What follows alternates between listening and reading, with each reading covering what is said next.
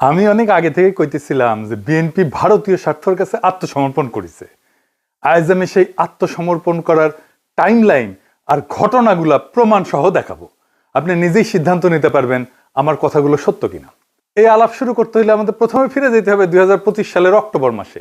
তখনও নির্বাচনের 4 মাস বাকি। তারেক রহমান মিডিয়া সাক্ষাৎকার দিতেছেন 17 বছরের মধ্যে প্রথমবার বিবিসি বাংলার সাথে। সেই সাক্ষাৎকারে তারেক রহমান 3টা কথা কইছিলেন। প্রথম কথা, বাংলাদেশ সবার আগে, আমি আমার দেশের মানুষের স্বার্থ সবার উপরে রাখবো। ইংরেজিত কইছিলেন বাংলাদেশ কামস ফার্স্ট। ইংরেজিত যেহেতু কইছে ঠিকই কইছে। দ্বিতীয় কথা, উনি কইছিলেন অবশ্যই আমি আমার পানির ন্যায্য হিস্সা চাই, অবশ্যই আমি আর একটা ফেলানিকে কাটা তারে ঝুলতে দেখতে চাই না। এই কথাটা শুনে আমার গায়ে কাটা দিছিল। ফেলানির নাম, যে ফেলানি হয়ে গেছে বাংলাদেশে ভারতের সীমান্ত অত্যাচারের প্রতীক, সেই ফেলানির নাম তারেক রহমান উচ্চারণ করলেন, বললেন আর না। তৃতীয় কথা, ভারত যদি একজন স্বৈর শাসককে আশ্রয় দিতে চায় এবং বাংলাদেশের মানুষের কাছে অপ্রিয় হইতে চায়, সেটা তাদের পছন্দ। বাংলাদেশের মানুষ দূরত্ব রাখার সিদ্ধান্ত নিছে, আমাকে আমার জনগণের পাশে দাঁড়াইতে হবে। বাংলাদেশের মানুষ দূরত্ব রাখার সিদ্ধান্ত নিছে, এটা সে বলছে। আমরা পরে দেখব সে দূরত্বটা কেমন রক্ষা হইতেছে, সে কিভাবে জনগণের পাশে দাঁড়াইছে তারেক রহমান। এই কথাগুলো শুধু তারেক রহমান বলেনি, বিএনপি পুরা লিডারশিপ র্যাঙ্ক অ্যান্ড ফাইল একই সুরে কথা বলছে। এটাই ছিল তাদের ন্যারেটিভ। আমি আপনাদের দলিল দেখাই। 2024 জানুয়ারি মাস যশোরের বেনাপোল সীমান্তে বিএসএফ এর গুলিতে মারা গেলেন বাংলাদেশের বিজেপি সদস্য মোহাম্মদ রাইসুদ্দিন।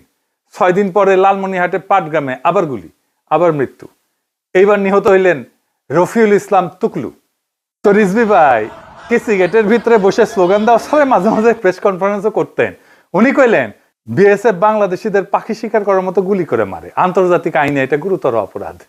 ঠিক একই সময় বিএনপি স্ট্যান্ডিং কমিটি বিবৃতি দিল, এই যে এটা এখনো পাবেন ওয়েবসাইটে, ইংরেজি যেহেতু কইছে ঠিকই কইছে, তাই না? বাংলায় হয় দিল্লির সাথে শেখ হাসিনার আজ্ঞাবহ স্থায়ী রাজনৈতিক বোঝাপড়ার ফলাফল বিএসএফ এর গুলিতে বাংলাদেশের সীমান্ত হত্যার বিষয়ে নীরব থাকা। বিএসএফ বাংলাদেশের সীমান্তকে রক্তের খেলায় পরিণত করছে। এটা বাংলাদেশের জনগণকে হাঁটু গেড়ে রাখার আধিপত্যের বার্তা। ঠিক 2 মাস পরে 2024 সালের মার্চ মাসে নওগাঁর পোরশা সীমান্তে বিএসএফ এর গুলিতে মারা গেলেন আলামিন। একই রাতে লালমনিরহাটের আদিতমারি সীমান্তে গুলি খেয়ে আহত হয় লিটন মিয়া, তাকে বিএসএফ তুলে নিয়ে গেল। পরে ভারতীয় হাসপাতালে তার মৃত্যু হইল। মির্জা ফখরুল বিবৃতি দিল, দামি সরকার আর মন্ত্রীরা চুপ করে আছে। একজন বাংলাদেশিকে গুলি করে মারার পর আর একজনকে তুলে নিয়ে যাওয়ার পরেও তারা একটা কথাও বলেনি। প্রতিবাদের কথা তো দূরে থাক, এই দামি সরকারের আজ্ঞাবহ পররাষ্ট্রনীতির কারণে বাংলাদেশের নাগরিকদের জীবন অনিরাপদ। ক্ষমতা টিকায় রাখতে তারা দেশের স্বাধীনতা এবং সার্বভৌমত্ব দুর্বল করতেও দ্বিধা করে না। এটা মনে রাখবেন, সীমান্ত হত্যায় হাসিনা প্রতিবাদ করেনি জন্যে সে বলতেছে ক্ষমতা টিকায় রাখতে তারা দেশের স্বাধীনতা সার্বভৌমত্ব দুর্বল করতে দ্বিধা করে না। আমরা দেখব বিএনপি ক্ষমতায় আসার পরে কি করছে। দামি সরকার, আজ্ঞাবহ পররাষ্ট্রনীতি, খুব বড় বড় কথা, সার্বভৌমত্ব বিসর্জন। 6 এপ্রিল 2026 পাটগ্রাম ধবলসুতি সীমান্ত বিএসএফ এর গুলিতে আহত হয়েছে মিজান হোসেন, 18 বছর বয়স। পরদিন পররাষ্ট্রমন্ত্রী খলিল রহমান দিল্লি রওনা হইল। 8 এপ্রিল 2026 একই পাটগ্রাম ধাবলগুড়ি সীমান্ত বিএসএফ এর গুলিতে নিহত হইল আলী হোসেন, 49 বছর বয়স, কৃষক, পরিবারের একমাত্র উপার্জনক্ষম ব্যক্তি। বিএসএফ মৃতদেহ নিয়ে গেল। একই উপজেলায় আবার সীমান্ত হত্যা। 2024 কইছে, আবার দেখেন কি কইছে, সরকার আর তার মন্ত্রীরা চুপ। একজন বাংলাদেশিকে গুলি করে মারার পরও একটা কথা বলেনি, এই সরকারের আজ্ঞাবহ পররাষ্ট্রনীতির কারণে বাংলাদেশিদের জীবন অনিরাপদ। একই বাস্তবতা 2026, একই বিএসএফ, একই মৃত্যু, একই নীরবতা। শুধু ফখরুলের পথ বদলাইছে। তাহলে দামি সরকার কে রে ভালচুন? কি এখন মুখটা বন্ধ কেন? বলেন তো কি বলছিলেন সীমান্ত হত্যা নিয়ে? বাড়ি কোথায় গোপালী? আপনার মুখটা এখন বন্ধ কেন? বলেন তো কি বলছিলেন এতক্ষণ ধরে? মুখটা বন্ধ কেন এখন? দেশ কোথায় গোপালী? হ্যাঁ, দেখিছেন খালেদা জিয়াও একই কথা বলে। শুধু তাই না, হাসিনা পড়ার পরে আন্তর্জাতিক মানবাধিকার দিবসে বিএনপি কি বোম্বাস্টিক কথা কইছিল সেটা দেখি। নির্বাচনের ঠিক 2 মাস আগে ফখরুল ইসলাম বিবৃতিতে বলল, হিউম্যান রাইটস সাপোর্ট সোসাইটির রিপোর্ট অনুযায়ী বিএসএফ এর গুলিতে 69টা আক্রমণে 24 জন বাংলাদেশি নিহত হয়েছে, 38 জন আহত হয়েছে, 60 জন আটক হয়েছে। বিএসএফ জোর করে 3399 জনকে বাংলাদেশে পুশিন করেছে। আর ভারতীয় উপকূল রক্ষী বাহিনী বঙ্গোপসাগরের কাছে 108 জন বাংলাদেশি জেলেকে আটক করছে, 3399 জনকে পুশিন করেছে। বিএনপি কইছিল ৩,৩৯৯ জন মানে একটা ছোটখাটো গ্রামের পুরো জনসংখ্যা জোর করে ঠেলে দিছে বাংলাদেশে। এই হলো বিএনপির অভিযোগ ভারতের বিরুদ্ধে নির্বাচনের আগে। তখন তাদেরকে দেখাইতে হবে আমরা ভারতের বিরুদ্ধে স্ট্রং ম্যান, আমরা বিপ্লব করব ভারতের বিরুদ্ধে। এরপরে হলো ৬ ফেব্রুয়ারি ২০২৬, ভোটের ৬ দিন আগে বিএনপি তাদের ৫১ দফা ইশতেহার প্রকাশ করলো। ইশতেহারের মূল স্লোগান হইতেছে সবার আগে বাংলাদেশ। এই স্লোগানটা এবি পার্টির কাছ থেকে চুরি করেছে। এবি পার্টি দেখেন তাদের সকল রাজনৈতিক কর্মসূচিতে এই স্লোগান বারবার ব্যবহার করছে। বিএনপি সামনে এই স্লোগান মেরে দিচ্ছে। এটা স্লোগানের লোভ সামাল দিতে পারে না, জনগণের সম্পদ, রাষ্ট্রের বিপুল সম্পদের লোভ কেমনে সামলাইবে? আর একটা রাজনৈতিক স্লোগান তৈরি করতে পারে না, এতটাই দেউলিয়া ওরা। কয়েক ছবি দেখান, এডিটেশন তারিখগুলো দেখায়েন, হ্যাঁ দেখেছেন কার স্লোগান কে মারিছে, ধুলায় অন্ধকার। আর একটা স্লোগান ছিল ফ্রেন্ডস ইয়েস মাস্টার্স নো, বন্ধু চাই প্রভু না। ইস্তারে কি ছিল? সীমান্তে গুলিবর্ষণ বন্ধ করতে কঠোরতম অবস্থান, হাসিনা আমলের সব বিদ্যুৎ জ্বালানি চুক্তির পূর্ণ পর্যালোচনা, তিস্তার পানি, ফারাক্কা চুক্তি, এই সমস্ত বালসাল মেলা কিছু বলছিল। ২০২৪ সালের জানুয়ারি থেকে ২০২৬ সালের ফেব্রুয়ারি পুরো ২ বছর ধরে বিএনপির একটাই কণ্ঠস্বর, একটাই প্রতিশ্রুতি, একটাই অবস্থান। আমার সাথে তারেক রহমান নিজে বিএনপি ভারতীয় পণ্য বয়কট মুভমেন্ট করতেছে, আমরা একসাথে প্ল্যানিং করতেছি, এক্সিকিউট করতেছি। আর এই খলিলুর রহমান আমার সেই ভারতীয় পণ্য বয়কট মুভমেন্টের ন্যারেটিভ তৈরি করতে হেল্প করতেছেন। এই ছিল চুক্তি জনগণের সাথে ভোটের আগে। এখন প্রশ্ন, ক্ষমতা এসে এই চুক্তি কি ছুঁড়ে ফেলছে বিএনপি? আসেন এক এক করে দেখি। প্রথমে আদানি। ২০২৫ সালের জানুয়ারি মাসে ফখরুল সাহেব বলছিলেন ক্ষমতা আসলে আমরা গত ১৫ বছরের সব বিদ্যুৎ জ্বালানি চুক্তি পর্যালোচনা করব। ওই দিন ফখরুলের পাশে বসেছিল ইকবাল হাসান মাহমুদ টুকু, একটা রিপোর্ট উপস্থাপন করছিলেন উনি। সেই রিপোর্টের নাম ছিল বিদ্যুৎ জ্বালানি খাতে দুর্নীতি। টুকু সাহেব সেদিন স্পষ্ট করে বলছিলেন এই চুক্তিগুলো ক্লোজ টেন্ডার করা হয়েছে, আইনি প্রক্রিয়াকে পাশ কাটায়, ক্ষমতাসীন দলের পছন্দের ব্যক্তিদের সুবিধা দেওয়ার জন্য। ক্লোজ টেন্ডার মানে অবৈধ প্রক্রিয়া, ক্ষমতা আসলে পর্যালোচনা করা হবে, বাতিল করা হবে, এটাই ছিল প্রতিশ্রুতি। নিজেরাই বলছে, আমরা বলি নাই। সে একই ইকবাল হাসান মাহমুদ টুকু শপথের দিন সাংবাদিকরা তাকে ঘিরে ধরে জিজ্ঞেস করলেন, স্যার আদানি চুক্তি কি বাতিল হবে? মন্ত্রী কি উত্তর দিলেন ইংরেজি, I need to do homework, we need to do lots of brainstorming. আমাকে হোমওয়ার্ক করা লাগবে, প্রচুর ব্রেনস্টর্মিং করতে হবে, মানে মগজের ঝড় তোলা লাগবে। এই জন্য সুপুরে এদের এত পছন্দ। হ্যাঁ দেখেন, বুঝলাম না। ঝড় উঠুক না কেন, আমি তো ঝড় উঠাচ্ছি এখানে, ঝড় উঠুক। দেখেছেন ঝড় তুলতে পারে চুপ্পু, সেই জন্য ওকে এত পছন্দ। টুকু ভাই আপনার হোমওয়ার্ক লাগবে কেন? 14 মাস আগে কি হোমওয়ার্ক করেছিলেন? ক্লোজ টেন্ডার আইনি প্রক্রিয়া ভেঙে করা হয়েছে, এটা আপনি কইছিলেন। পছন্দের লোককে সুবিধা দেওয়া হয়েছে, আপনি কইছিলেন। এই তথ্য আপনার হাতে তখন ছিল। সেই তথ্য এখন 14 মাসে গায়েব হয়ে গেল? নাকি তথ্য বিরোধী দলে থাকার জন্য ছিল, মন্ত্রী হওয়ার পরে আর দরকার নাই? নাকি তখন হুদাই করেছিলেন বালসাল, মানুষজনকে ভাত তাপ্পা দেওয়ার জন্য, প্রতারণা করার জন্য? এরপরে ব্লুমবার্গ একটা রিপোর্ট প্রকাশ করলো, এখানে লেখা হইলো বিএনপি সরকার আদানি চুক্তি বাতিল করবে না, বিএনপি সরকার আদানি চুক্তি নেগোশিয়েট করবে, দাম নিয়ে দর কষাকষি হবে, চুক্তি থাকবে। বাহ, সব বরাবর হয়ে গেছে ইন্ডিয়ার সাথে, বুঝেছাও? বাতিলের প্রতিশ্রুতি ছিল, হইলো রিনেগোসিয়েশন, দেখাইলো মুরগি, খাওয়াইলো ডাল। এই হইতেছে বিএনপি। তো এই রিনেগোসিয়েশন কি হঠাৎ 16 ফেব্রুয়ারি পরে হয়েছে? হয়নি। এই সিদ্ধান্তের প্রস্তুতি অনেক আগে থেকেই চলতেছিল, এবং সে প্রস্তুতির একটা মুখ ছিল, একটা নাম ছিল শামা ওবায়েদ। ২০২৪ সেপ্টেম্বরে প্রণয় ভার্মার সাথে বিএনপির যে প্রতিনিধি দল বৈঠক করছিল, সেখানে 4 জন ছিল। তার একজন ছিল শামা ওবায়েদ। কে কে করছিল? ফখরুল, সালাউদ্দিন, নিতাই রায়চৌধুরী এবং শামা ওবায়েদ। এবার বুঝেছেন তো নিতাই রায়চৌধুরী কোন কোটায় সংস্কৃতি মন্ত্রী হয়েছে? ইন্ডিয়া তার ন্যারেটিভ বাংলাদেশে পুশ করে আর্ট কালচার দিয়ে, সেই ফ্রন্টে কেন নিতাই রায়চৌধুরী? বুঝেছেন তো? যাই হোক, শ্যামা ওবায়েদের প্রসঙ্গ আছে। নিতাই রায়চৌধুরী সবসময় ইন্ডিয়ার সাথে মিটিং এ থাকে, আমি পরে আবার দেখাবো। শ্যামা ওবায়েদ কে? বিএনপির সেক্রেটারি জেনারেল ছিল প্রয়াত কে এম ওবায়দুর রহমানের কন্যা। এবং গুরুত্বপূর্ণ তথ্য হইতেছে ২০২৫ সালের নভেম্বর পর্যন্ত এই শামা ওবায়েদ ছিল আমেরিকান নাগরিক, 2টা পাসপোর্ট। বছরের পর বছর এই শামা ওবায়েদ জানুয়ারি ২০২৫ একটা সাক্ষাৎকার দিচ্ছেন। কাকে? এএনআই, এশিয়ান নিউজ ইন্টারন্যাশনাল, ভারতীয় সংবাদ সংস্থা, বিজেপির মাউথপিস, দিল্লি ভিত্তিক। এএনআই তাকে আদানি নিয়ে প্রশ্ন করলো, কি উত্তর দিলেন? নিজের কথায় পড়ে শোনায়, ইংরেজি যেহেতু কইছে তাহলে ঠিকই কইছে। এটা বাংলা হইতেছে, বাংলাদেশ একটা উন্নয়নশীল দেশ, শিল্পায়নের জন্য ক্লিন এনার্জি দরকার। আদানি গ্রুপ আগে এসে জ্বালানি প্রকল্পে যে বিনিয়োগে আগ্রহ দেখাইতেছে, এটা একটা পজিটিভ ব্যাপার। হ্যাঁ, বিএনপির নেতা ভারতীয় সংবাদ সংস্থাকে কইতেছে পজিটিভ আদানির বিষয়টা। নির্বাচনের 1 বছর আগে ইশতেহারে লেখা হলো হাসিনা আমলের বিদ্যুৎ জ্বালানি চুক্তির পর্যালোচনা করা হবে। স্ট্যান্ডিং কমিটির সদস্যরা বলছিলেন ক্লোজ টেন্ডার অবৈধ, বাতিল হবে, ফ্রেন্ডস ইয়েস মাস্টার্স নো। একদিকে দলের আনুষ্ঠানিক অবস্থান, অন্যদিকে দলের আর একজন নেতা ভারতীয় মিডিয়াকে দিতেছে আদানির জন্য পজিটিভ সার্টিফিকেট। দুইটা অবস্থান একসাথে চলতেছিল, সামনে বাতিলের বক্তৃতা, পিছনে আদানিকে সবুজ সংকেত। এভাবেই চলে দুই দিকে, বিএনপির দুই দিকে। সামনে এক জিনিস, গোয়া তার এক জিনিস। বিএনপি এই শামা আবেদের বাবা কে ছিলেন জানেন? K M Obaidur Rahman. ওনারা না চিনলে শামা আবেদের সিলসিলা বোঝা যাবে না। কে এম ওবায়দুর রহমান কে ছিলেন আসেন সেটা দেখি। কে এম ওবায়দুর রহমান প্রথম উল্লেখযোগ্য আওয়ামী লীগ নেতা, ছাত্রলীগ নেতা, যে বিএনপির মহাসচিব হয়েছিলেন। এই ফজা পাগলা প্রথম বিএনপি না, আর এই হাবিবুর রহমান হাবিব প্রথম বিএনপি না, ছাত্রলীগ থেকে। 1970-এর নির্বাচনে এমপি হয়েছিল, মুজিবুর আমলে প্রতিমন্ত্রী ছিল তার বাপ, বাকশালের নেতা, খন্দকার মোস্তাকের মন্ত্রী, আবার বিএনপির ভাঙ্গা আলাদা বিএনপি করেছিল 1988 সালে। এটা হয়তো অনেকে জানে না, কিন্তু মাথায় রাখেন এই শামা ওবায়দের পরিবারে আওয়ামী সিলসিলার উত্তরাধিকার আছে। এবার আসি সীমান্ত হত্যার প্রশ্নে। শপথের মতো 12 দিন পরে প্রণয় ভার্মা সচিবালয়ে আসলে, মানে শিলং সালাউদ্দিনের দপ্তরে সালাউদ্দিন সাহেবের সাথে দেখা করতে। বৈঠক হইল ঘন্টাখানিক। বৈঠকের পর সালাউদ্দিন সাহেব বললেন, আমরা সীমান্তে কোনো হত্যাকাণ্ড দেখতে চাই না।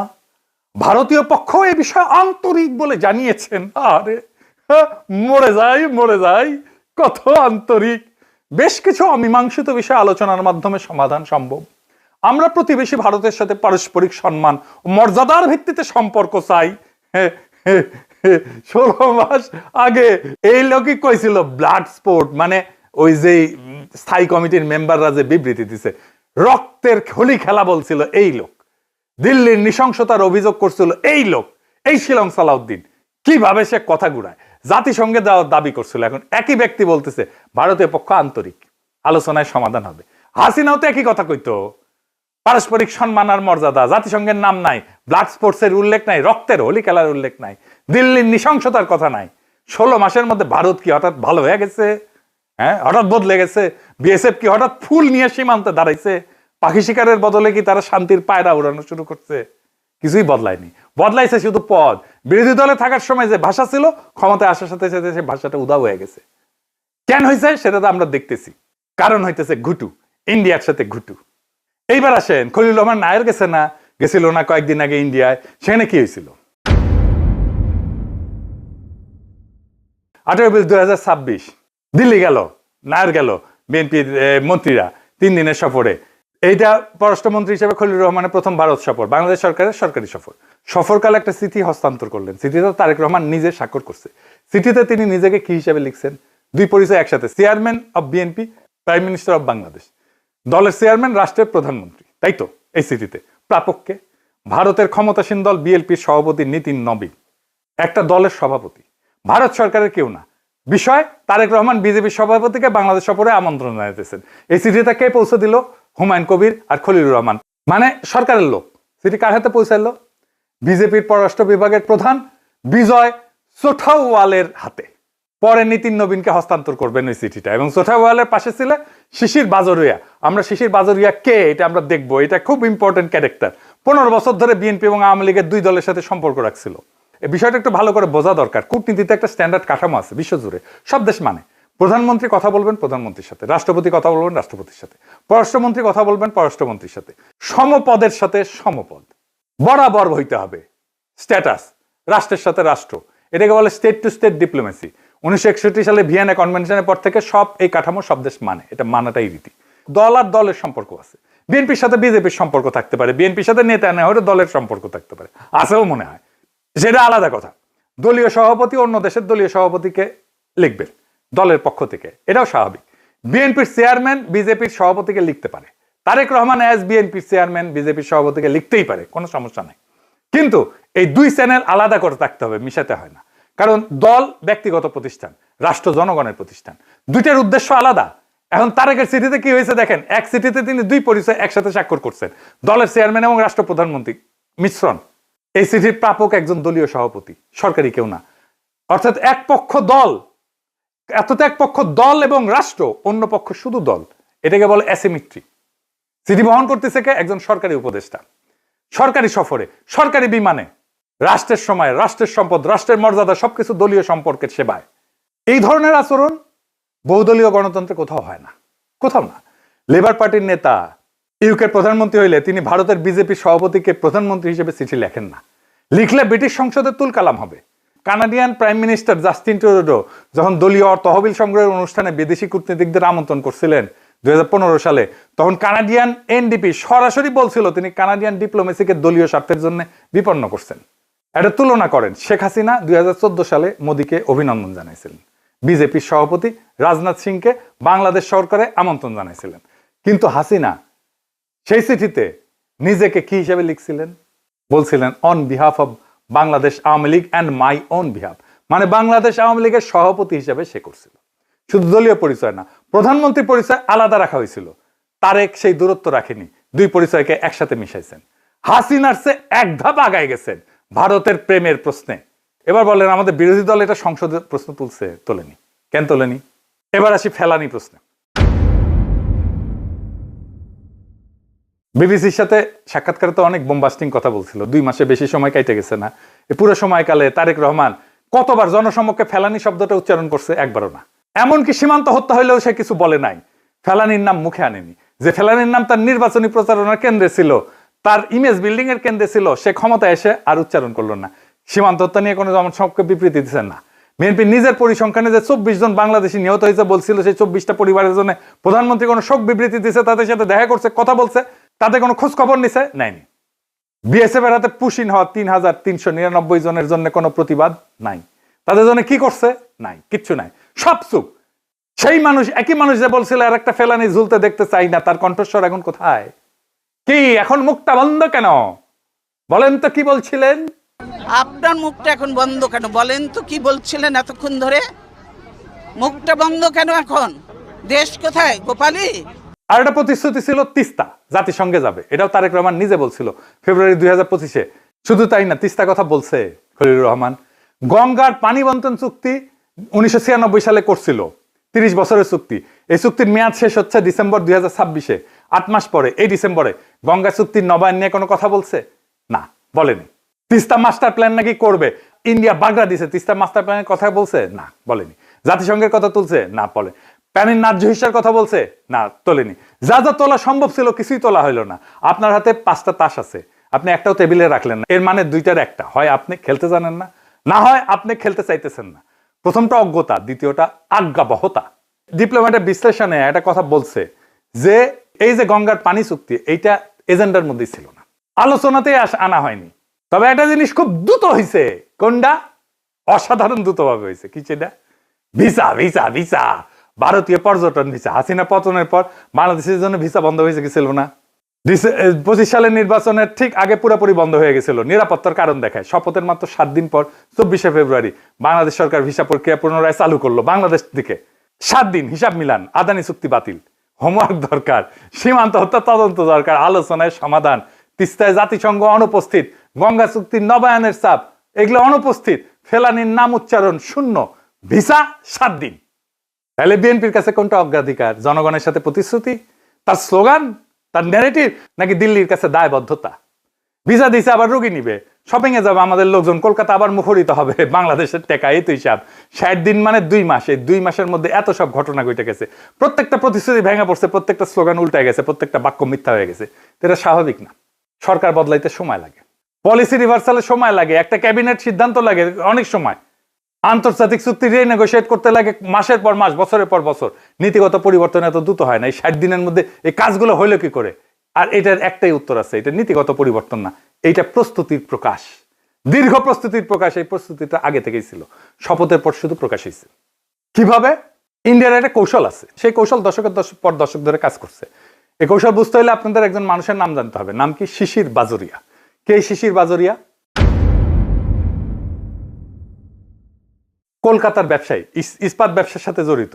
এই পর্যন্ত সাধারণ তথ্য, কিন্তু গুরুত্বপূর্ণ তথ্য হইতেছে শিশির বাজোরিয়া শুধু ব্যবসায়ী না, তিনি বিজেপির সদস্য, তাও সাধারণ সদস্য না, ওভারসিজ ফ্রেন্ডস অফ বিজেপি এই সংগঠনের কোর কমিটির সদস্য।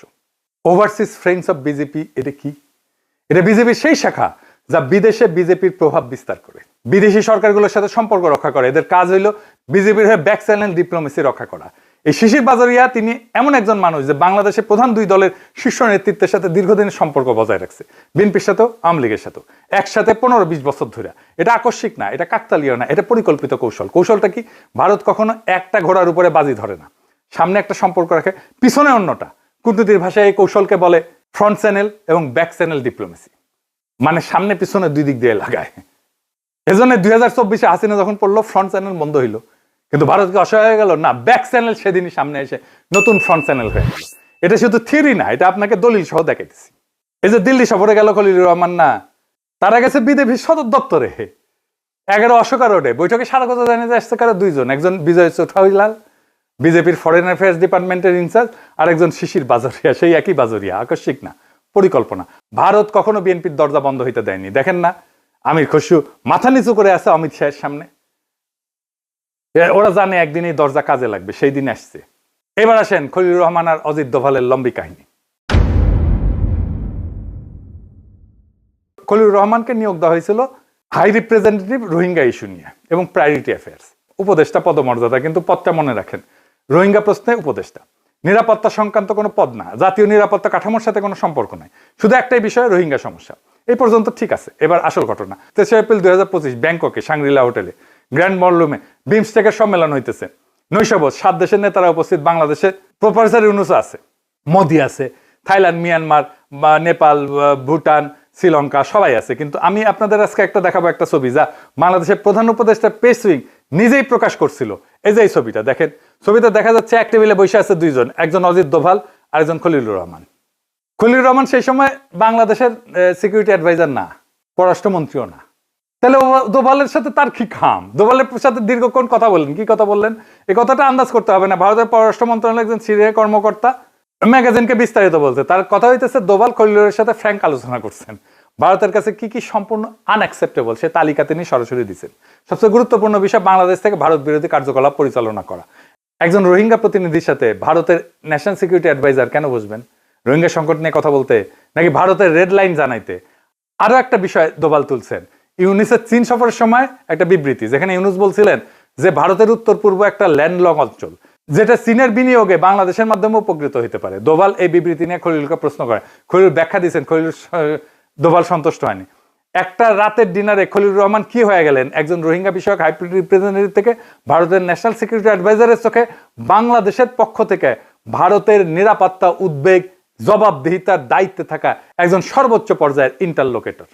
3 এপ্রিল এই ডিনার হইল না, 9 এপ্রিল, মাত্র 6 দিন পরে বাংলাদেশ সরকার গেজেট নোটিফিকেশন দিয়ে খলিলুর রহমানকে সিকিউরিটি অ্যাডভাইজার বানাইল। এটা কোনো দুর্ঘটনা না, এটা একটা সিগন্যাল।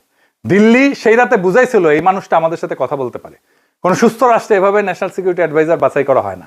একটা দেশের ন্যাশনাল সিকিউরিটি অ্যাডভাইজার যিনি সর্বোচ্চ গোপন সামরিক তথ্য জানেন, সামরিক বাহিনীর সাথে সমন্বয় করবেন, গোয়েন্দা সংস্থার তদারকি করবেন, তার নিয়োগের ভিত্তি হয় দেশের ভিতরের বিবেচনা। ভারতের এনএসএ টেবিলে ফ্র্যাঙ্ক ডিসকাশনের 5 দিন পরে না। এরপরে খলিলুর রহমান কি করলেন, তার প্রথম কয়েকটা বিদেশি সফর কোথায় গেলেন দেখেন, 5 মাসের মধ্যে 4 বার। একটা জায়গায় দোহা, কাতারের রাজধানী, 26 মে, 26 জুলাই, 28 আগস্ট, 25 নভেম্বর, 4 বার 5 মাসে একই ফ্লাইটে বারবার। দোহা কেন বারবার?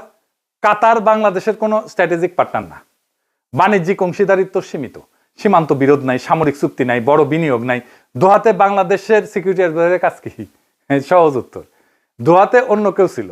দোহাতে আছে আমেরিকার আল উদেইদ এয়ারবেস, বিশ্বের বৃহত্তম সামরিক স্থাপনাগুলোর একটা।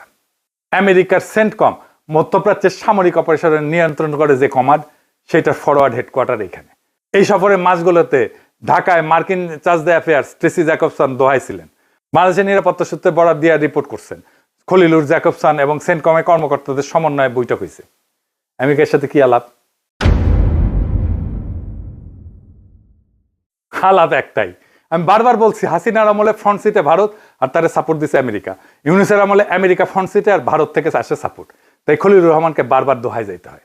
এরপর দোভাল নিজে খলিলুর রহমানকে আমন্ত্রণ জানাইলেন কলম্বো সিকিউরিটি কনক্লেভে 7ম এনএসএ পর্যায়ের বৈঠক দিল্লিতে। তো 20 নভেম্বর ঠিক হইলো, তিনি যাবেন 19 নভেম্বর, কিন্তু গেলেন 18 নভেম্বর, একদিন আগে সন্ধ্যায়। একদিন আগে কেন কেউ পরিষ্কার করে বলেননি, আনুষ্ঠানিক ব্যাখ্যা নেই। এটা নিয়ে কূটনৈতিক মহলে ব্যাপক আলোচনা হয়েছিল। একদিন আগেটা গুরুত্বপূর্ণ। একদিন আগে যাওয়ার অর্থ কি? অর্থ আনুষ্ঠানিক মাল্টিল্যাটারাল বৈঠকের আগে আলাদা প্রাইভেট সময়, দোভালের সাথে, জয়শঙ্করের সাথে, অথবা অন্য কারোর সাথে, আমরা তো জানি না, যে সময়ের কোনো রেকর্ড থাকবে না। এই সময়টা আরো ক্রিটিক্যাল হয়ে ওঠে আরেকটা কারণে। এই বৈঠকের ঠিক 48 ঘন্টা আগে 17 নভেম্বর হাসিনাকে মৃত্যুদণ্ড দিছে আন্তর্জাতিক অপরাধ ট্রাইব্যুনাল। হাসিনা তখন দিল্লিতে আশ্রিত, ভারত তাকে রক্ষা করতেছে, প্রত্যাবর্তন অনুরোধ উপেক্ষা করছে। এই বিস্ফোরণ মুহূর্তে যখন ঢাকার সাথে দিল্লির সম্পর্ক 2 দশকের সবচেয়ে তিক্ত অবস্থানে, তখন দোভাল ডাকলেন, খলিলুর গেলেন, 2 এনএসএ একসাথে দীর্ঘ আলোচনায় বসলেন। বৈঠক শেষে খলিলুর কি করলেন? দোভালকে বাংলাদেশ সফরে আমন্ত্রণ দিলেন, নিজে দিলেন। যে দেশের ট্রাইব্যুনাল 48 ঘন্টা আগে সাবেক প্রধানমন্ত্রীকে মৃত্যুদণ্ডাদেশ দিছে, সেই দেশের এনএসএ সেই মৃত্যুদণ্ডপ্রাপ্ত ব্যক্তির প্রোটেক্টরকে নিজ দেশে আমন্ত্রণ জানাইতেছেন। শুধু আমন্ত্রণ না, দেশের সম্মানের নামে আমন্ত্রণ। এই আমন্ত্রণ কার পক্ষ থেকে? জনগণের পক্ষ থেকে, যে জনগণ জুলাই অভ্যুত্থানে হাসিনার বিরুদ্ধে রাস্তায় জীবন দিছে। অনেকে বলে প্রফেসর ইউনূস নাকি জুলাই অন্তঃপ্রাণ। জুলাই অন্তঃপ্রাণ। দেখেন, যে জনগণ দিল্লি না ঢাকা বলে স্লোগান দিছিল, সেই জনগণের পক্ষ থেকে খলিলুর রহমান প্রফেসর ইউনূসের নিরাপত্তা উপদেষ্টা অজিত দোভালকে বাংলাদেশে আমন্ত্রণ জানায়।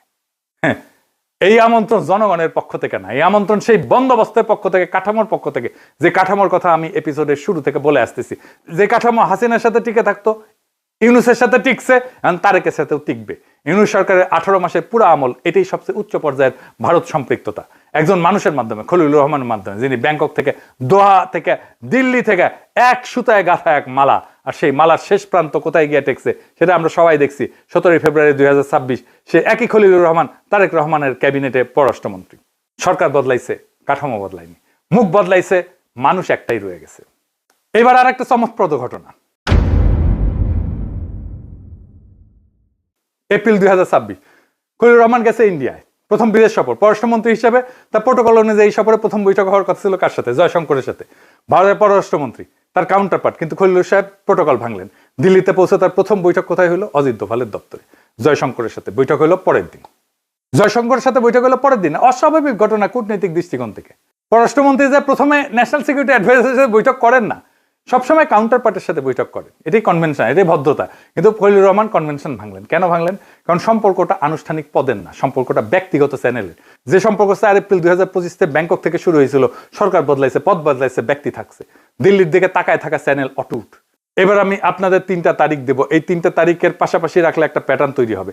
সে প্যাটার্নের একটা নাম আছে, নামটা আমি তারিখ দেখানোর পরে বলবো। প্রথম তারিখ 26 ডিসেম্বর, তারেক রহমান ওই দিন 17 বছর পর ঢাকায় ফিরলেন। 27 ডিসেম্বর ভারতের পররাষ্ট্র মন্ত্রণালয়ের সাপ্তাহিক ব্রিফিং।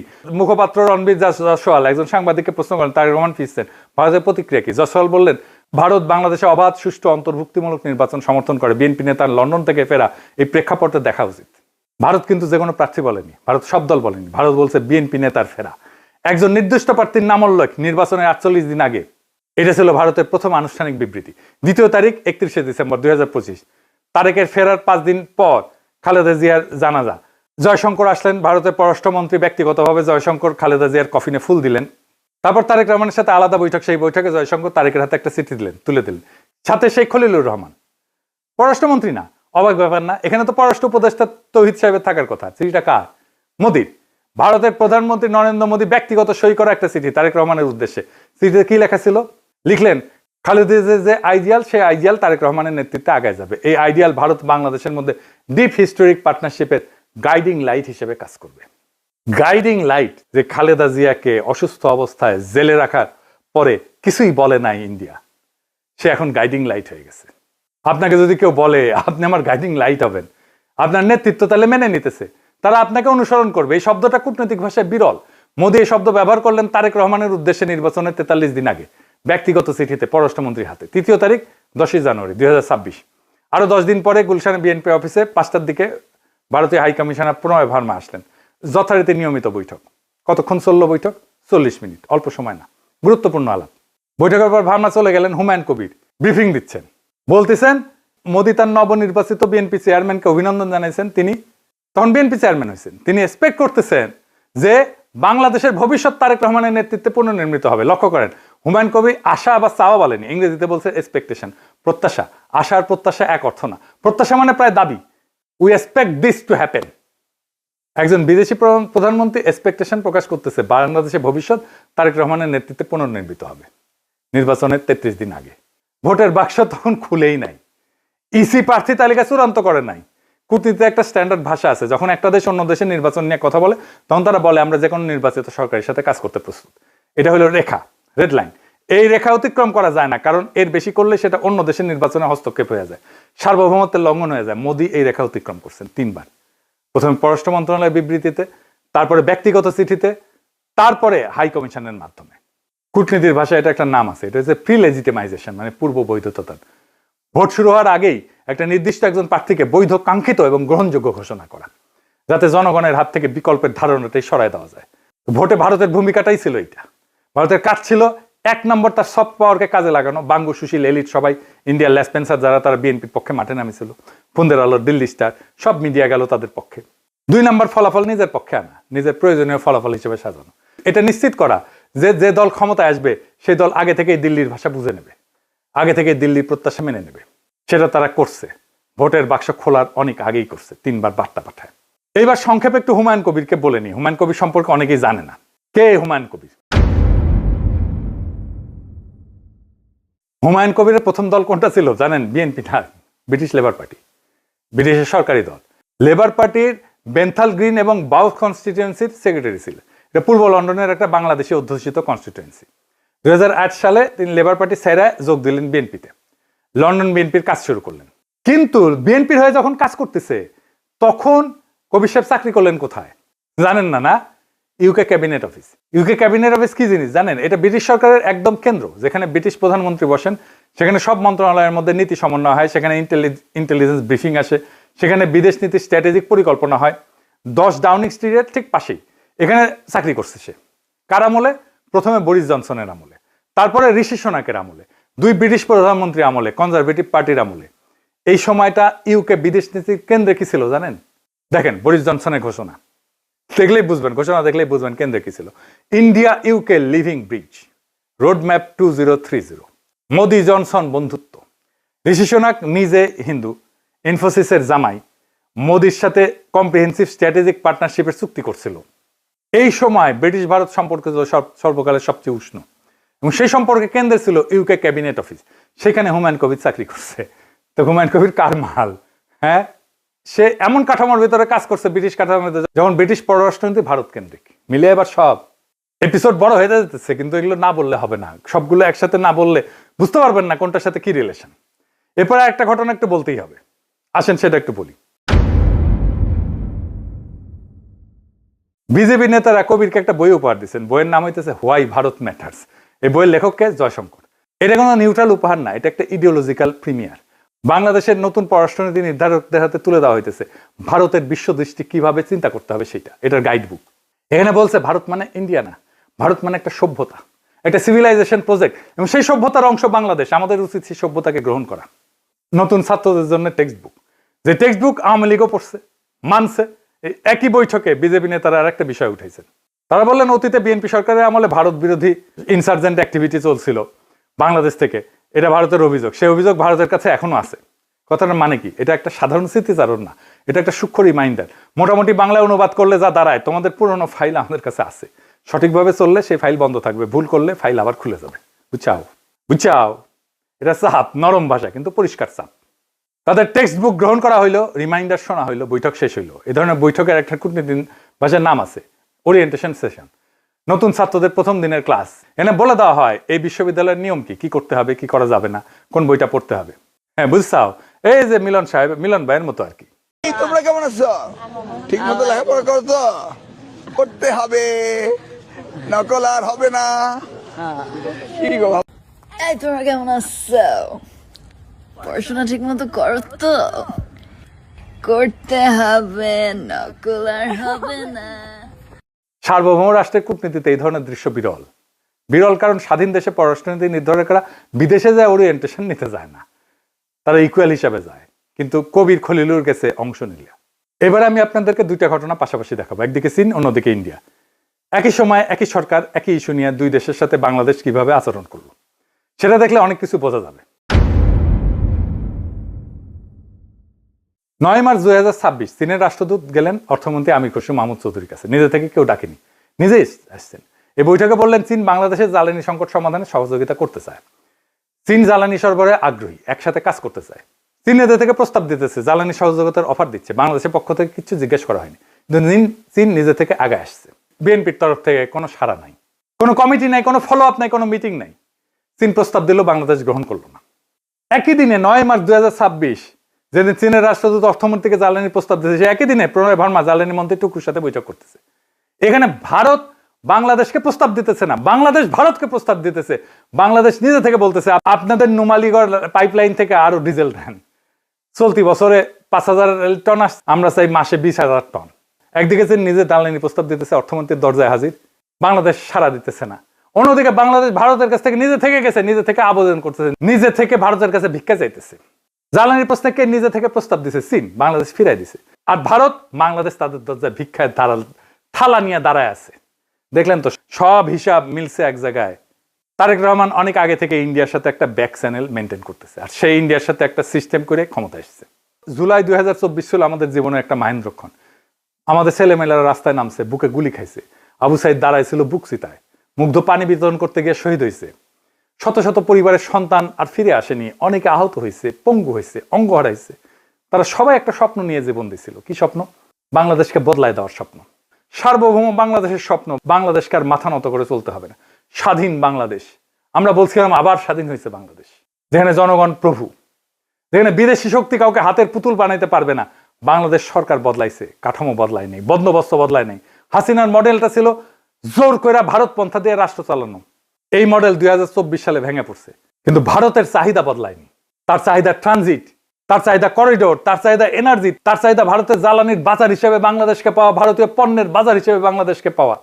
তার চাহিদা 7 সিস্টারের সিকিউরিটি, তার চাহিদা আদানির কন্ট্রাক্ট, আর্থিক স্বার্থ, হাসিনার সুরক্ষা যাতে তার সাজানো হয়, সীমান্তকে যেভাবে খুশি ম্যানেজ করা, ভারত যেভাবে পারে সেভাবে যেন চলতে পারে, বাংলাদেশ যেন ভারতের বাজার হইতে থাকে। এই চাহিদাগুলো বদলায়নি। তাহলে ভারতের জন্য একটা নতুন ইনস্ট্রুমেন্ট দরকার ছিল, এমন একজন শাসক দরকার ছিল যাকে জনগণের রায় বৈধ বলে মনে হয়, যাকে হাসিনার মতো স্বৈর শাসক বলে মনে না হয়, যিনি গণতান্ত্রিক পথে আসবেন, ভোট দিয়ে আসবেন, কিন্তু যিনি এই কাজগুলা করবেন যেগুলো হাসিনা করতেন। সেই ইনস্ট্রুমেন্টই তারেক রহমান। তারেক রহমান মানে জোর না খাটানো হাসিনা। আওয়ামী লীগ বিএনপির পথ আলাদা হইতে পারে, সম্পূর্ণ আলাদা হইতে পারে, কিন্তু তার ডেস্টিনেশন, লক্ষ্য এক। জনগণ হাসিনাকে নামাইছে, কাঠামো বদলায়নি, বন্দোবস্ত বদলায়নি, আজাদি আসেনি, মুখ বদলাইছে, হাত বদলায়নি। এবং এই পুরা পরিক্রমায় একটা কণ্ঠস্বর অনুপস্থিত, বাংলাদেশের জনগণের কণ্ঠস্বর, ফেলানির কণ্ঠস্বর, জুলাই 24-এর শহীদদের কণ্ঠস্বর। তাহলে আমাদের মুক্তি কোথায়? এই প্রশ্নের উত্তর আজ আমাদের কাছে নাই, কিন্তু আমি জানি এই প্রশ্ন করতে হবে বারবার, জোরে জোরে, প্রকাশ্যে, যতদিন না উত্তর আসে। কারণ এই প্রশ্ন না করলে এই বন্দোবস্ত কখনো ভাঙবে না, এই প্রশ্ন না করলে মুক্তি কখনো আসবে না। জুলাই 2024 শেষ লড়াই ছিল না, জুলাই 2024 ছিল প্রথম লড়াই। আমরা এখনো সেই লড়াইয়ের মধ্যেই আছি।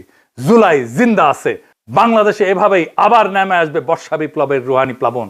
সেই অনাগত সময়ের জন্য তৈরি হন, সে আজাদির জন্য তৈরি হন। ইনকিলাব জিন্দাবাদ।